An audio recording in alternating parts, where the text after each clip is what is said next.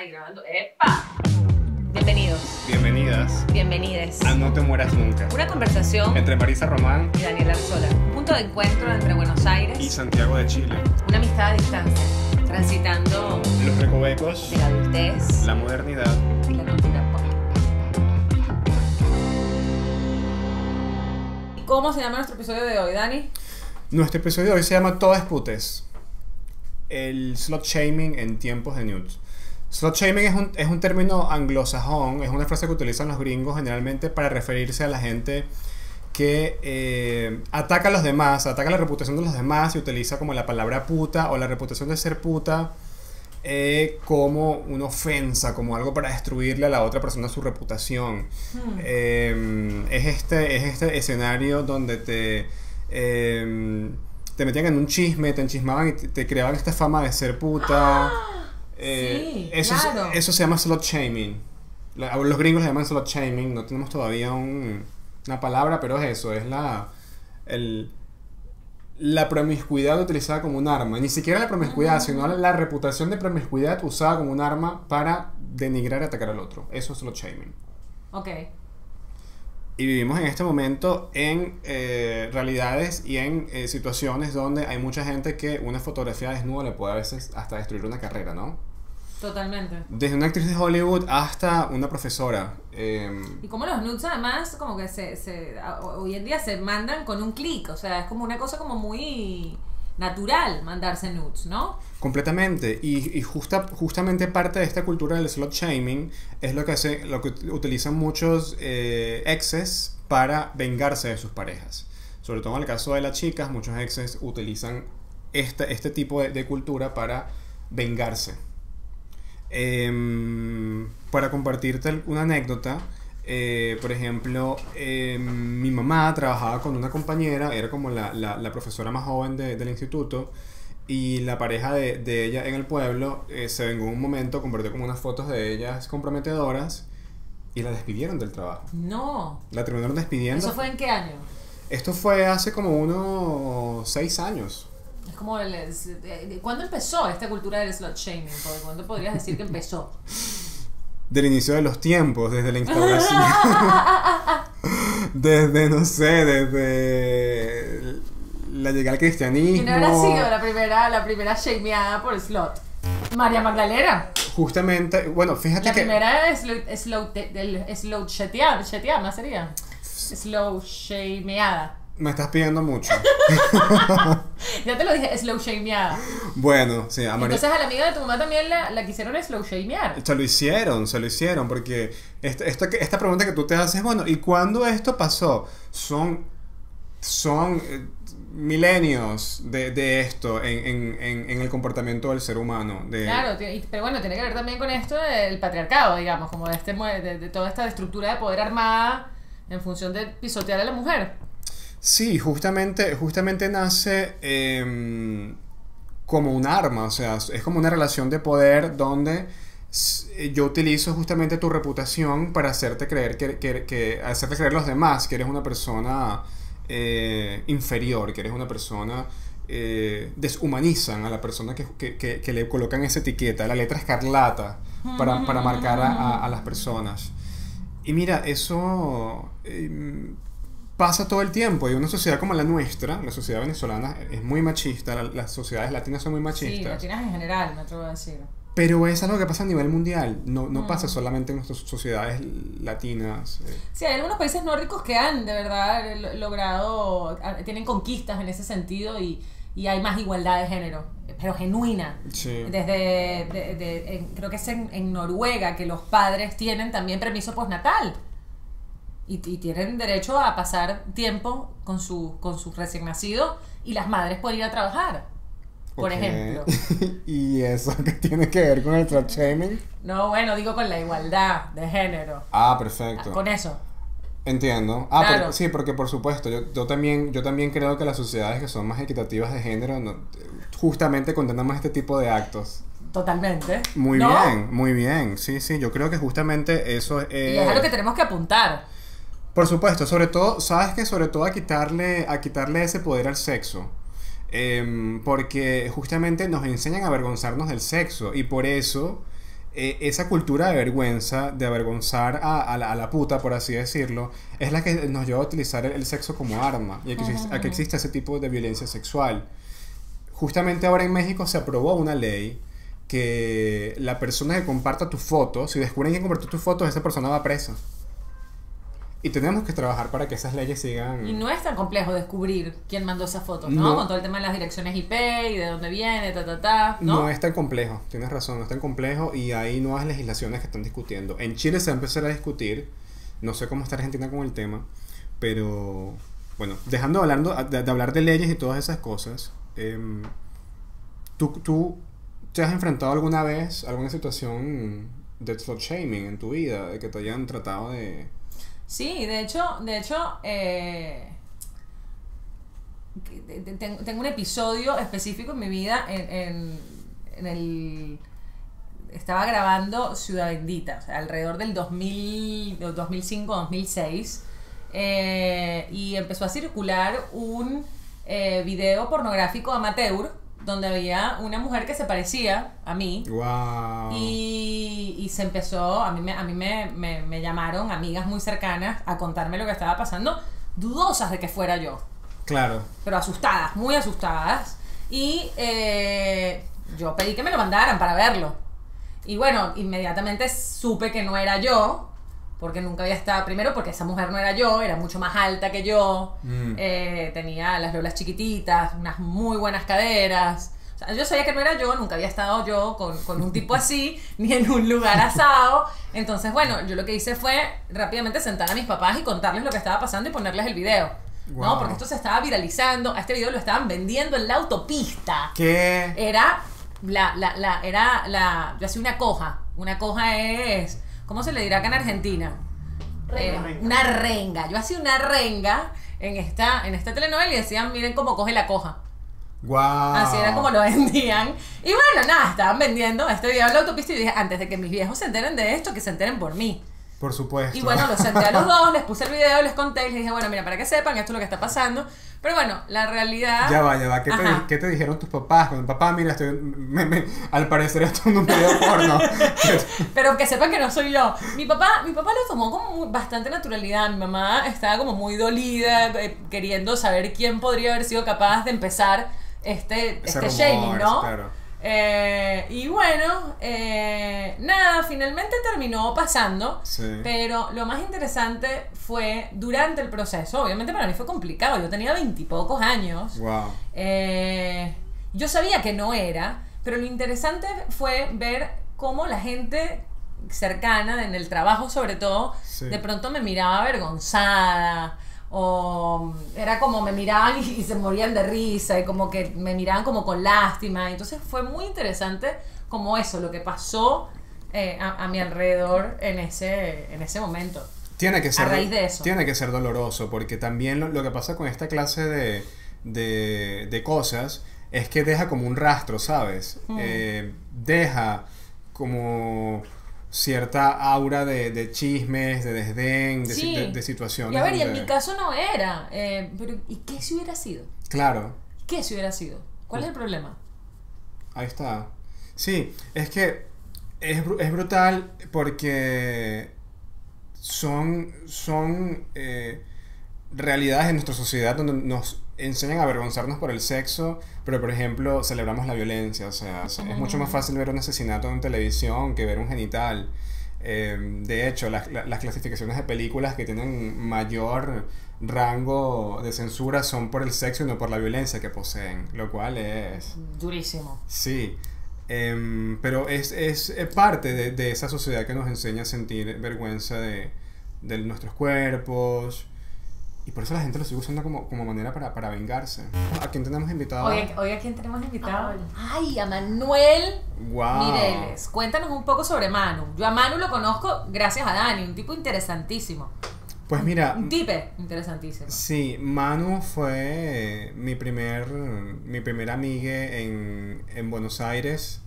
Manu también es profe y es profesora en la Muchaceles, que es el primer bachillerato trans de América Latina. Y está acá en Buenos Aires. Es un sitio donde ven clase cualquier persona enfocado en población trans, pero cualquier persona que haya sido expulsada del sistema educativo convencional puede encontrar un lugar en el Mochacelis. Y Manu también es profe allí, y bueno, creo que va a ser muy interesante escuchar lo que tenga que decir. Cuando hablamos de nuevas masculinidades, pienso que tenemos que poder plantearnos algún nivel de reflexión sobre cuestionar los privilegios que tenemos al ser parte de alguna hegemonía. Por ejemplo, si eres un hombre cis, si eres un hombre heterosexual. Con frecuencia me pasa que dando clases, muchas personas me preguntan, pero los hombres no tenemos ningún privilegio sobre las mujeres, todos tenemos los mismos derechos. Una de las cosas que primero les digo es, ¿cuántos de ustedes, chicos, refiriéndome a los varones, tuvieron miedo de salir alguna vez a la calle por la ropa que tenían puesta, por el largo de la ropa, o escucharon comentarios sobre ustedes agresivos o sexuales, sobre su cuerpo, sobre ustedes? Y casi ninguno contesta, porque les pasó poco y nada, casi nunca, de hecho hay alguien que le haya pasado. En cambio a las chicas sí les pasa y a las identidades disidentes sí nos pasa.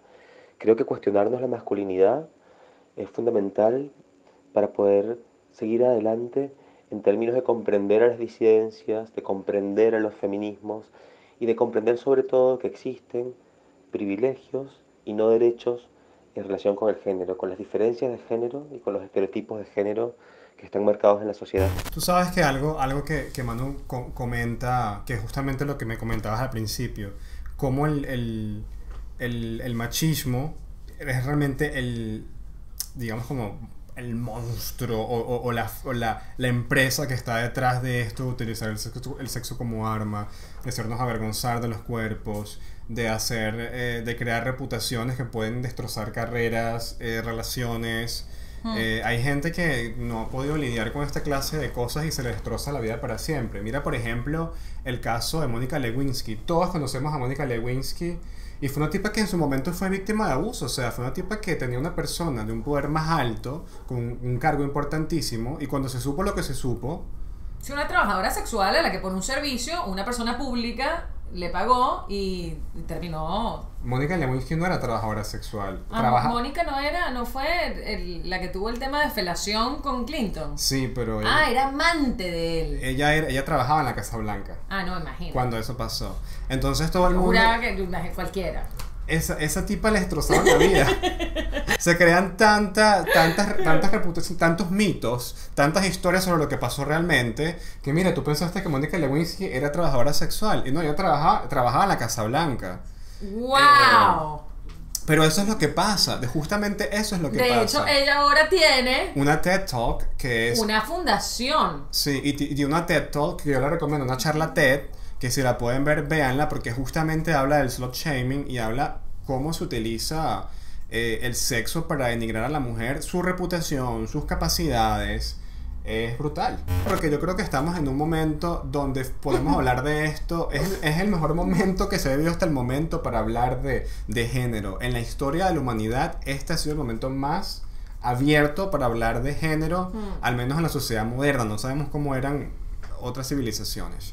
En siglos pasados el hombre tenía que llevar peluca y tal, y usaba maquillaje. Ahora piensan que si un hombre se maquilla, lo está haciendo por una moda nueva, porque se está deformando la sociedad y tal. Y si ves para atrás, en civilizaciones antiguas, los hombres usaban maquillaje.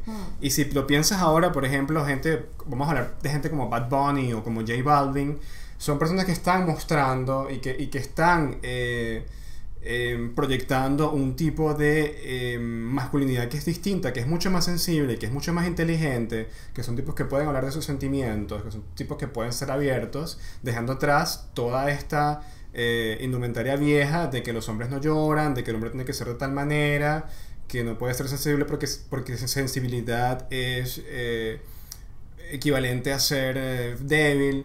Y es genial porque viene justamente de géneros urbanos, de géneros que suelen ser machistas dentro de sus primeras formaciones, y está cambiando eso. Y creo que si eso está cambiando, el mensaje que se está dando ahí es distinto. Sí, y está cambiando, yo creo que está cambiando todo. Yo sigo a un escritor en Instagram, que además es interesante como empecé a seguirlo, porque... tengo un amigo que es editor de Planeta y de pronto publica que este americano, este señor americano publicó un libro que se llama Amateur. Empiezo a ver el Instagram de este escritor y me resulta guapísimo. Y empiezo a investigar y de pronto me doy cuenta de que es un hombre trans.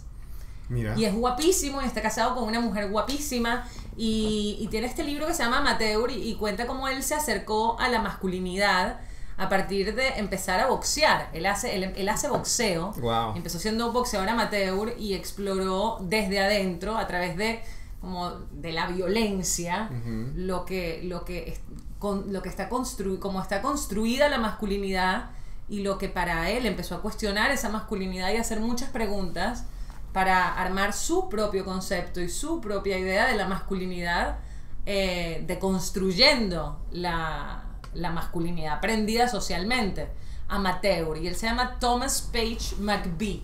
Wow. Y es un tipo interesantísimo. Y si lo quieren seguir, ¿tú lo viste en Instagram? Claro, así se llama. ¿Y recuerdas su user? Thomas Page McBee. Genial. Ese es su user. Sabes que hablando justamente de sexo, de machismo, de nuevas masculinidades, yo creo que da como un poco de pie para hablar de lo que está pasando desde esa visión con industrias como la industria de la pornografía, por ejemplo. Sí, o sea, el que no siga a Erika Lost, de verdad yo les súper recomiendo que sigan a Erika Lost. Yo he escuchado a Erika Lost, pero no conozco tanto a Erika Lost. Cuéntame un poquito, a ver. Erika es sueca, pero vive en Barcelona, en España, y tiene una empresa que se llama Lost Cinema. Sí. Y hace pornografía para mujeres, pornografía feminista, diría yo. Es como de hecho, el objeto del deseo es el deseo mismo. Okay. En las películas de Erika. Y tiene una serie que está buenísima que se llama Ex Confessions. Okay.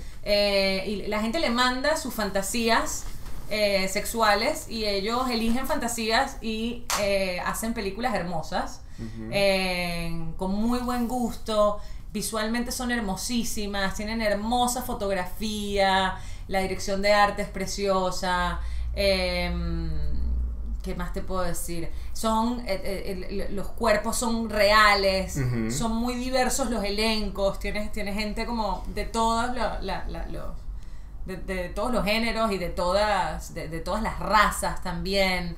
Me encanta. Es como muy realista en cómo manejan el deseo y la sexualidad.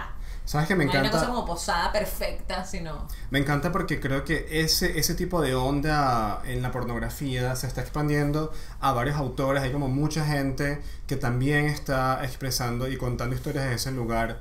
Yo conozco a un tipo que justamente nació en Barcelona y que se llama Manuel Alejandro. Es un director de cine para adultos y justamente sus películas abordan escenas sexuales mucho más poéticas, mucho más sensibles, con cuerpos mucho más cercanos, con cuerpos como mucho más, no voy a decir normales, porque creo que todos los cuerpos son normales, pero sí como con cuerpos mucho más comunes. Y justamente es pornografía gay, que eran pornografías donde el cuerpo del hombre solía estar muy trabajado, donde, viste, como estos cánones pornográficos donde todo siempre es exagerado. Sí, la pornografía mainstream, digamos, que es como... Sí, completamente. Nada, re violenta, además, a mí me resulta violenta. Es violenta, y todas estas pornografías siguen teniendo el material sexual, pero es mucho más emotivo. Hay caricias, por ejemplo, cosa que no se ve, no se suele ver en la pornografía mainstream. Es el tema de que puedes tener sexo y ser cariñoso, puedes tener sexo y no lastimar al otro. Puede el sexo también basarse en cuidar al otro y no dejar de ser sexy o sexual por tener esos gestos de cuidados. Y este tipo justamente toca temáticas muy interesantes con la película. Su último corto se llama Cero Discordantes. ¿Qué es eso, Dani? Una pareja cero discordante es una pareja donde una persona es VIH negativo y la otra es VIH positivo. Y es un corto justamente sobre eso. Actualmente una persona que tenga VIH y esté en estado indetectable, es decir, que se toma medicinas constantemente, su tratamiento, no puede transmitir el virus. Pueden tener sexo y no hay transmisión del virus porque el virus no es detectable. Es tan bajo que no se puede transmitir a otro. Y bueno, una pareja cero discordante es una pareja positivo y otro negativo. Y este tipo ahora esta clase de película se llama Noel Alejandro. Mira, Dani, y el slut shaming masculino existe. ¿A ti te ha pasado? Yo creo que sí existe. Creo que existe más que todo en el mundo sexodisidente, en la comunidad LGBT, que los dejos de machismo existen y también se desarrolla como una especie de culpa o vergüenza a la persona que es pasiva en la relación, sobre todo cuando una persona es pasiva en una relación sexual, se crea esa fama o esa burla o este tema de burlarte del otro, de la pasiva, y se desarrollan justamente temas de acoso, bullying, de burlarte del otro, andar regando que el otro es pasivo. Sucede un montón. Wow. Sí, y eso también tienen un nombre para eso los gringos y le llaman bottom shaming. Bottom shaming. Bottom shaming, sí, que es como avergonzar al pasivo, porque viste que en inglés los roles sexuales son top, que es el activo, y bottom, que es el pasivo. Y el bottom shaming es justamente eso. A lo que yo tengo que decir a eso, soy pasivo, soy persona. ¿Qué onda con los nudes? ¿Te gusta mandar nudes? Por supuesto, estamos en el 2019, o sea, no estamos... No, yo no mando nudes, pero bueno. Es parte, Por eso también. sí. Y está bien si no mando nudes también. Está bien si no mandas nudes, pero yo creo que es una parte natural de reconocerse con otro, y a veces cuando no puedes estar con otro. Vivimos en sociedades muy ocupadas y no siempre podemos detenernos a tener sexo. A veces tienes que conseguir momentos sexuales dentro de la cotidianidad de lo que hagas, y a veces no tienes el chance de ver al otro. Y bueno, a mí me parece que las nudes son saludables. Una relación con nudes es una relación feliz. Dani, ya sé qué fue lo que pasó. ¿Qué fue lo que pasó? Yo me confundí de mujer. Era Bobby, se llamaba, ¿verdad? La que le hizo... Lorena Bobbitt. La que le hizo... No, Bobby. no. Ah. Pero la que le hizo la felación a Hugh Grant. A Hugh Grant. ¿Cómo se llamaba ella? No Que era sé. afroamericana, era grandota, tenía una bocota, era trabajadora sexual. Ay, sí, pero no sé Pero ¿cómo se llamaba? No sé cómo se llamaba. Que bueno, se le cagó el matrimonio a Hugh Grant con la actriz esta, la de los ojos grandes, guapísima. Mira, Divine Brown se llamaba. Divine Brown se llamaba la trabajadora sexual. Yo me equivoqué, pero me equivoqué, fue de caso, ¿me entiendes? Y te ibas para el otro, porque había dicho que Lorena Bobbitt. Claro, no era Divine Brown con Hugh Grant. Ella sí era trabajadora sexual, pero bueno, Lorena Bobbitt no. Ella trabajaba en la Casa Blanca. Sí. Ok. No, en la Casa Blanca no. ¿Dónde trabajaba Lorena Bobbitt? En su casa, ella le cortó el pene. Ah, son tres, ¿me entiendes? Está Claro. Lorena Bobbitt, que le cortó el pene a su marido. Ok. Está Divine Brown, que era una trabajadora sexual que le hizo una felación a Hugh Grant y le cagó el matrimonio porque fue en un carro, ¿verdad? Sí, claro. Y la que trabajaba en la Casa Blanca, Mónica Lewinsky, que trabajaba en la Casa Blanca con Con Bill Clinton y Hillary Clinton, sí. ¿Y dónde fue? ¿Qué fue lo que ella hizo? Puntual. Tuvieron Un un... romance, una affair. Sí, Claro, ya está. Ya me ubiqué. muy bien. Bueno, listo. Ahora sí, ya. He saldado mi deuda de ignorancia. Vamos por a hacer hoy. una Lorena Bobbitt. Todavía me da un poco de penita haberme equivocado con lo de Mónica Lewinsky.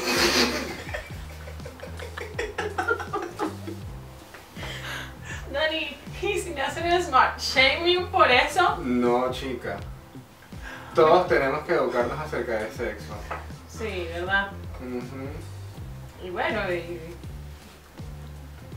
nada, nadie es perfecto. Fuiste víctima de la cultura del slut shaming. ¿Viste? Pensaste que la víctima había sido quien se lo buscó. No, pero ¿por qué se lo va a buscar? ¿Qué tiene de malo ser trabajadora sexual? Tampoco es un problema ser trabajadora sexual. No, pero no es abuso. Si se lo buscó es un servicio, ¿no? Por eso, y se lo buscó. ¿Por qué se lo buscó? No entiendo. Ah, la víctima, ya entendí. Ujú, No, eso es un horror. ujú. Creer que las víctimas son las culpables porque se puso la falda muy corta. Justamente ese es el discurso que utilizo. Ay, es que ¿quién la manda a estar sola tan tarde, de noche por ahí? Claro.